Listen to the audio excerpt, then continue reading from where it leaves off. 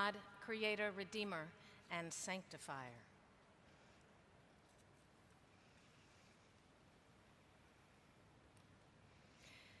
King Herod heard of the demons cast out and the many who were anointed and cured, for Jesus' name had become known.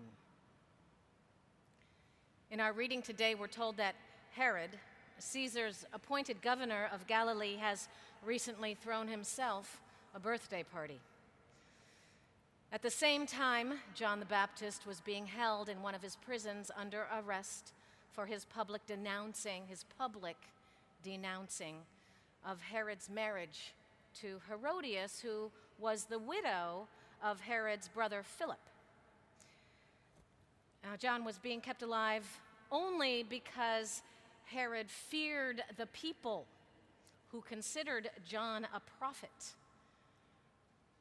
But during his birthday party, after all the food had been served and the wine continued to flow, Herodias' daughter began to dance.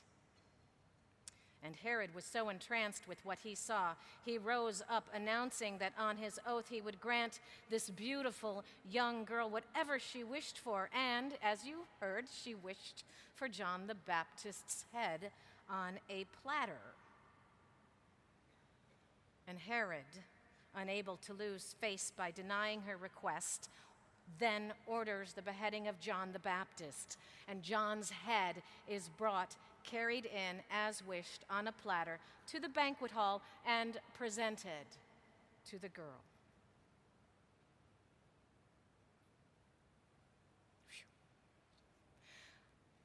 The contrast between the banquet at Herod's palace and Jesus' healings, which we have been hearing about these last few weeks, is significant.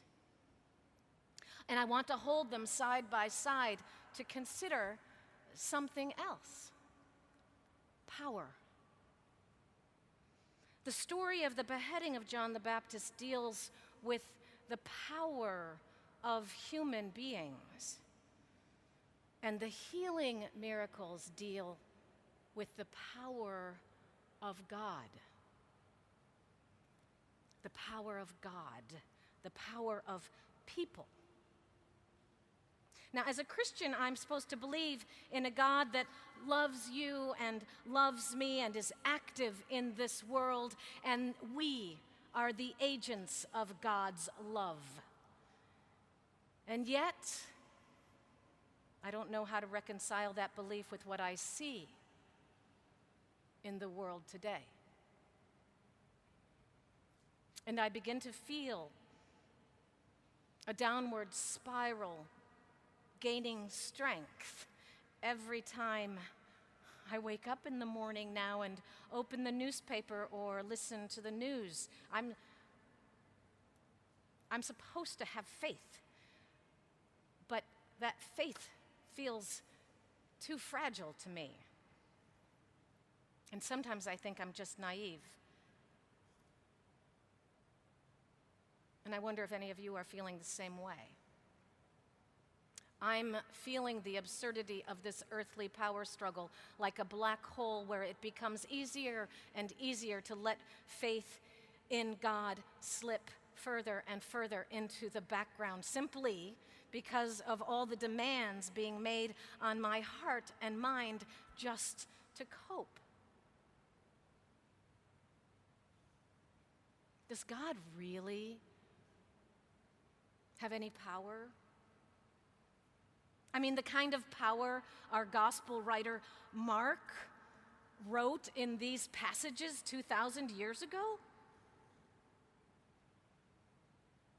And if God has power, what kind is it? And where can it be seen? And where in the world is it now? Or is God powerless?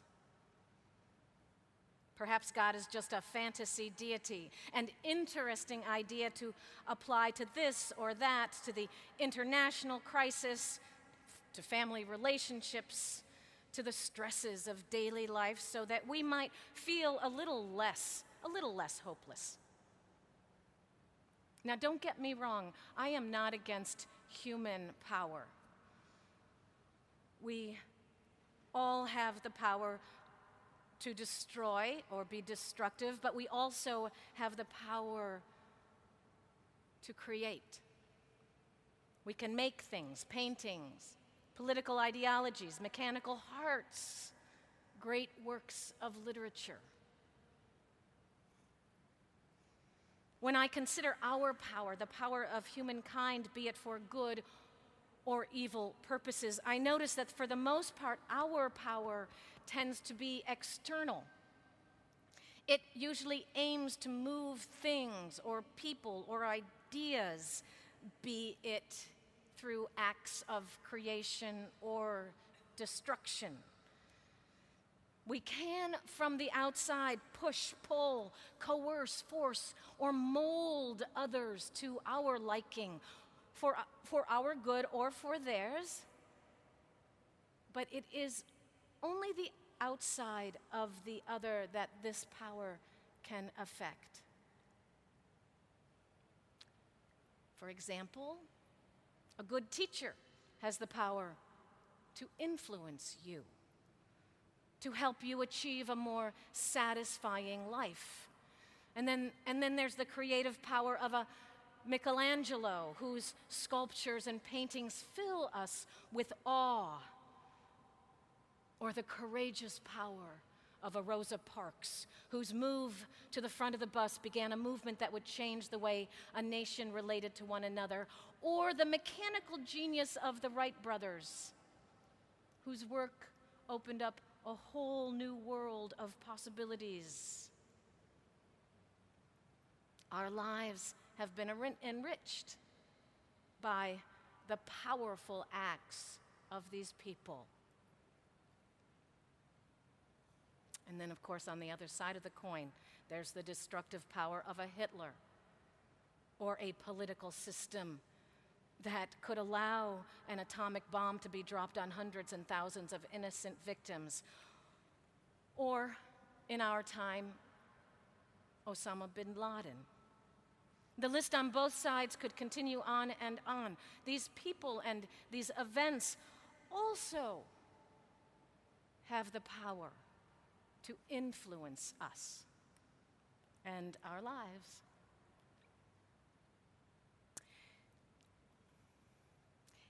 Is it also true, then, I wonder, that at the close of the day, the creative power that has enriched our lives is ultimately limited? It opens the door but stops short of satisfying our deepest longing, falls short of calming our depth of despair. And when I speak of our deepest longing, I mean our longing for internal peace that passeth our understanding. When I think hard on it, I think not, really. I don't have that kind of power. We don't have that power to fill our own emptiness or anyone else's, for that matter. And we realize that we are ultimately powerless because at our core, in our soul, our deepest longing is for God. And no human or possession can satisfy that desire. And we are longing for that presence now. We are the crowds waiting to be healed.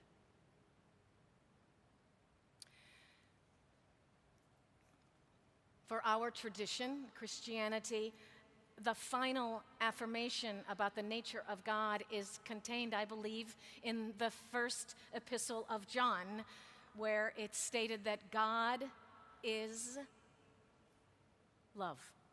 Love. Our deepest longing For this love of God, of which all human love is a mere reflection of. Love is not actually really one of humankind's powers. We cannot achieve love, wield love, manipulate love as we can with our powers to destroy or create. When I love, I cannot claim the experience as an achievement because it is something that is happening through me, that's happening in me, something that is happening to me as well as to the one loved. I really can't control love because whenever love enters this world, God enters. God is love. So the power of God stands in striking contrast with the power of humankind. It's not external, but internal. While I can externally force someone to do something, I cannot make him or her be what I want them to be without at the same time destroying their freedom. And love, being uncoercive, creates a situation in which, by our own free will, we want to be what love wants us to be. That is the effect of God's love, the power of it. And if, above all, God desires our love in return, then God also, if you think about it, treasures our freedom. And God knows that if we are to love God, then we also must be left free not to love God. We are free to resist it, deny it, ignore it, crucify it, which we do again and again and again.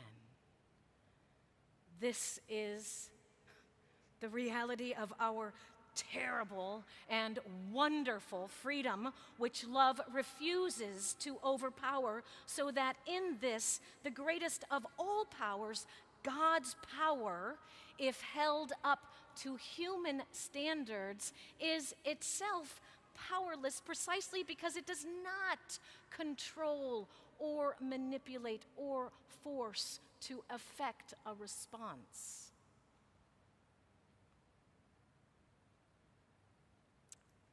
So I realize that I've been seeking the power of God in all the wrong ways. I've been looking to compare God's power with our human power, but God doesn't work that way. God is love.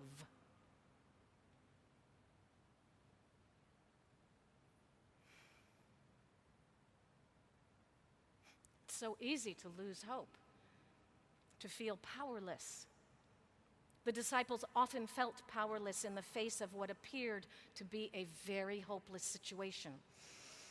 I am sure they felt that way the day that they were told that John the Baptist had been beheaded.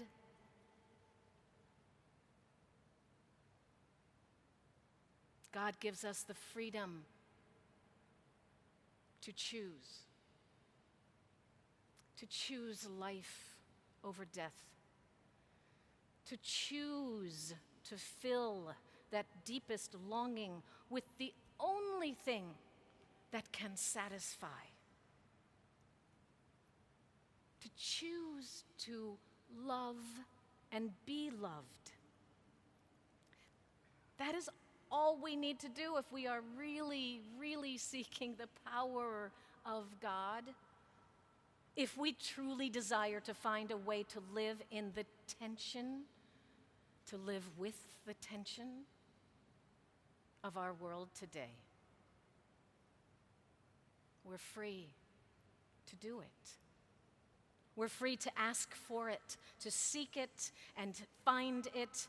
We're free to ask and to receive.